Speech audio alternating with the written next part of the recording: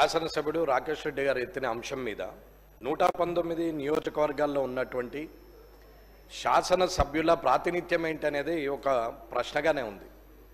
గత ప్రభుత్వంలో అయినా ఇప్పటి ప్రభుత్వంలో అయినా ప్రతిపక్షమా అధికార పక్షమా అనకుండా ఎమ్మెల్యేలకు ఉన్నటువంటి ప్రాతినిధ్యం ఏంటి, ఎమ్మెల్యేలు శాసనసభలో చేసే కార్యక్రమాలు కానీ లేదా తన నియోజకవర్గంలో ప్రజలచే ఎన్నుకోబడి శాసనం ద్వారా శాసనసభలో వచ్చినటువంటి వ్యక్తికి ఉన్నటువంటి విలువలేంటి అనేది ఒక్కసారి మీరు దాని గురించి చెప్పాల్సిన అవసరం ఉంది అధ్యక్ష. అలాగే ఇన్ఛార్జ్ మినిస్టర్గా ఉన్న ఇన్ఛార్జ్ మినిస్టర్లు వారి పాత్ర ఎంతవరకు ఉంది, వారు ఆ జిల్లా మీద ఆధిపత్యం ఎంతవరకు ఉంటుంది, ఆ నియోజకవర్గాల్లో ప్రతిపక్ష పార్టీ ఎమ్మెల్యేలు ఉన్న దగ్గర వారి నియంత్రణ ఎలా కొనసాగుతుంది అనేది కూడా చూడాల్సిన అవసరం ఉంది. ఇన్ఛార్జ్ మినిస్టర్ అనే వారు జీవో ప్రకారంగా శాసనం ద్వారా నిర్మితమైనటువంటి వ్యక్తుల లేకపోతే పార్టీ ప్రభుత్వ పరంగా వారు ఇన్ఛార్జ్ మినిస్టర్లను పెట్టి ప్రతిపక్ష ఎమ్మెల్యేలను నియంత్రించే పరిస్థితి కోసం ఏర్పాటు చేసిందా అనేది మీరు తెలియజేయాల్సింది ఉంది అధ్యక్ష. ఇక్కడ ఎవరైతే ప్రజలచే ఎన్నుకోబడిన వారు ఉన్నారో వారిని వదిలేసి ఇన్ఛార్జ్ మినిస్టర్ల ద్వారా ఓడిపోయిన వారు పారిపోయిన వారు కాన్స్టిట్యున్సీని వదిలేసి వేరే దగ్గరికి పోయి పోటీ చేసినటువంటి వ్యక్తులను వారి ద్వారా అక్కడ శాంక్షన్లు ఇవ్వడం అనేది ఎంతవరకు సబబ్ అనేది ఇన్ఛార్జ్ మినిస్టర్లు అందరూ కూడా ఆలోచించాల్సిన అవసరం ఉంది.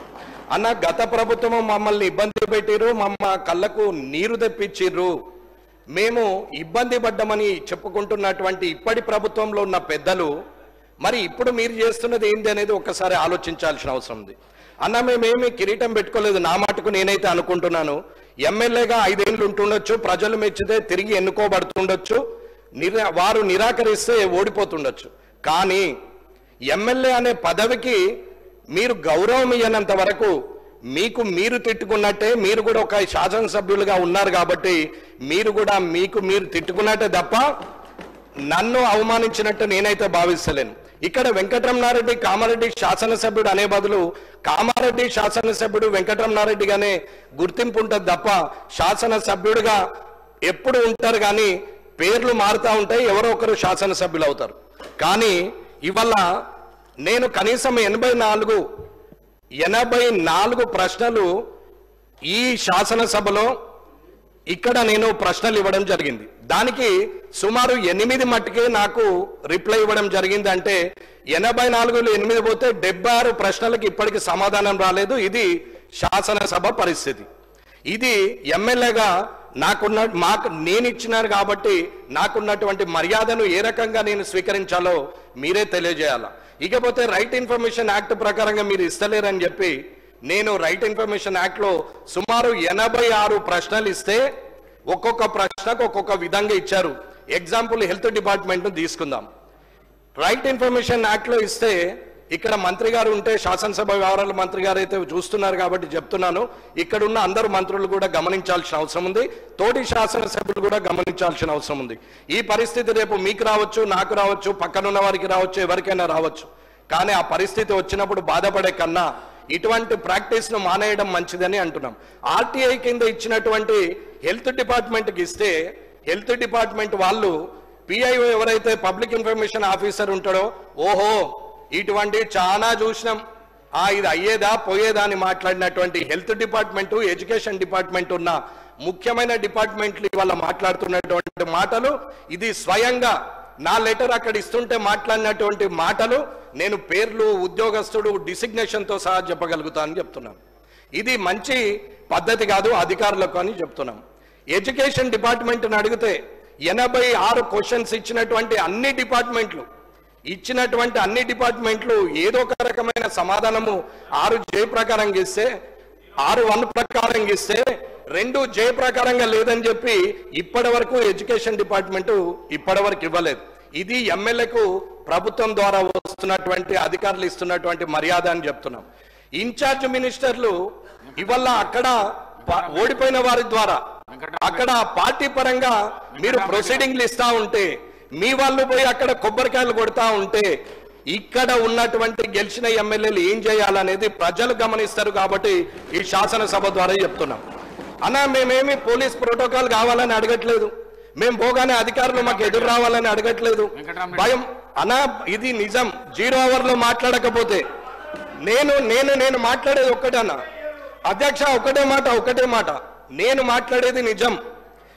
నేను మాట్లాడాలనుకుంటే ఈ 4వ ఈ శాసనసభలో ఇప్పటి వరకు ఇది 4వసారి నడుస్తున్నటువంటి ఈ సమయంలో నేను ఏ రోజు మితిమీరి మాట్లాడలేదు, ముందుకొచ్చి మాట్లాడలేదు, అరిచి గోలబెట్టి మైక్ తీసుకోలేదు, బెదిరిస్తే అడ్జస్ట్ అయిపోయి మీరు మళ్ళీ నాకు అవకాశం ఇచ్చే అవకాశాన్ని నేను తీసుకోలేదు, నేను ఎక్కడా బెదిరించలేదు. నాకు అవకాశం ఇస్తేనే మాట్లాడుతున్నా, నేను ఉందాకనే ఉంటున్నా, నిజాన్నే మాట్లాడుతున్నా. మీరు మంచి చేస్తే మంచి అని చెప్పినాము. ఆరోగ్యశ్రీ పథకం 10 లక్షలకు రేవంత్ రెడ్డి గారు ముఖ్యమంత్రి గారు పెంచితే నేనే ఆ కార్యక్రమానికి పోయి ఆయన్ని పొగిడినా తప్ప ఆయనను తిట్టలేదు.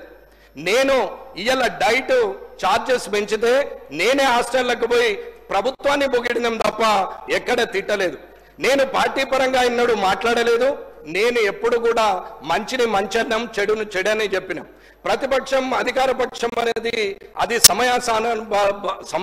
అనుకూలంగా మారచ్చు, మారకపోవచ్చు. కానీ ఇవల్ల మీరు చేస్తున్న ప్రాక్టీస్ మంచిది కాదు అని చెప్తున్నాం. ఒక ఎమ్మెల్యే ఆర్టీఐకి రాదు. ఒక ఎమ్మెల్యేకి ఆర్టీఐ ఇన్ఫర్మేషన్ సరిగా లేనప్పుడు ప్రభుత్వం ఏం పని చేస్తుంది?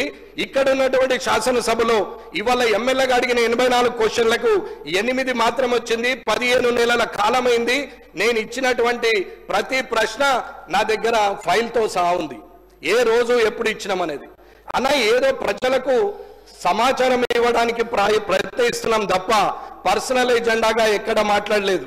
టీజీఐఐసిది మాట్లాడిన రోజు, ఆ రోజు కూడా ఆ ప్రశ్నకు సమాధానము ఇండస్ట్రీస్ మినిస్టర్ గారు మాట్లాడుతూ మేము కాన్స్టిట్యూషన్ చేస్తున్నాము అని చెప్పారు. ఇప్పటి వరకు దాని సమాధానం కూడా రాలేదు. ఒకటే అడుగుతున్నామన్నా, నాలాగనే ఉండి గౌరవంగా ఉండాలా, శాసనసభలో ఉండాలని కోరుకొని వచ్చినటువంటి వ్యక్తిగా మాట్లాడలేకనో, చేతగాకనో, అసందర్భ ప్రేలాపనలు వేయరాకనో, నాకేం అన్పార్లమెంటరీ వార్డు రాకనో, నేను మాట్లాడలేక చేతగాకనో కాదు.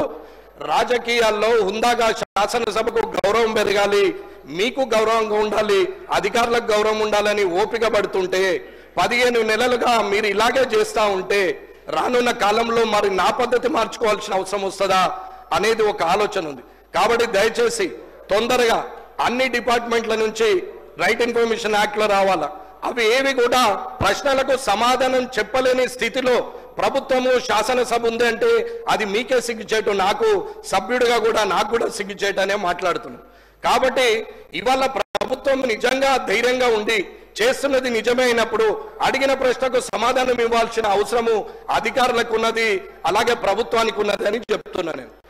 ఇది శాసనసభలో జరుగుతున్న ఈ 84 క్వశ్చన్లకు రైట్ ఇన్ఫర్మేషన్ యాక్ట్ లో ఇచ్చిన ఆ 86 ప్రశ్నలకు ఇప్పటి వరకు 9% కూడా నా చేతికి అందనప్పుడు ప్రజలకు సమాధానం చెప్పే ధైర్యం మీకు లేనట్ట, లేకపోతే అది పర్సనల్ ఎజెండా అనుకొని మీరు ఏమన్నా ఆలోచిస్తున్నారా? నేను నిజాయితీగా ఉండే వ్యక్తిని. మీరు పోయి కామారెడ్డి నియోజకవర్గంలో ఎవరిని అడిగినా నా గురించి అందరూ చెప్తారు. ఆఖరికి కాంగ్రెస్ పార్టీ వాళ్ళు, బీఆర్ఎస్ పార్టీ వాళ్ళు కూడా నా గురించి మంచి చెప్తారు తప్ప చెడు మాత్రం చెప్పరు. ఇది నాకున్నటువంటి క్యారెక్టర్ అని చెప్తున్నాం. కాబట్టి ఈ మర్యాద మీరు ఎలా తీస్తారు, మీరు ఎలా ఇవ్వగలుగుతారో అధ్యక్షుల ద్వారా నేను ప్రభుత్వాన్ని కోరుతున్నాం. ప్రొటెక్షన్ గురించి అడగట్లేదు, పోలీస్ ప్రోటోకాల్ అడగట్లేదు, కానీ పనుల విషయంలో అక్కడున్నటువంటి ప్రజల చేత ఎన్నుకోబడిన వ్యక్తి ఇచ్చినటువంటి ఏవైతే పనులు ఉంటాయో అవి శాంక్షన్ ఇన్ఛార్జ్ మినిస్టర్ గారు చేయాలి. కానీ అసలే మొత్తానికే పక్కన పెట్టి మేమేదో చేస్తామంటే రానున్న కాలంలో ఊరుకునేది లేదు. నేనైతే ఇది హెచ్చరికగా మాట్లాడట్లేదు, ప్రభుత్వాన్ని రిక్వెస్ట్ చేసి మాట్లాడుతున్నాము. మీరు తప్పు నిర్ణయం తీసుకుంటే మేము మాట్లాడాల్సిన పరిస్థితి కూడా వస్తుందని తెలియజేసుకుంటూ ముగిస్తున్నాం. గౌరవ సభ్యులు చెప్పిన అంశాలన్నీ నోటు చేసుకోవడం జరిగింది అధ్యక్ష. తప్పకుండా పరిశీలన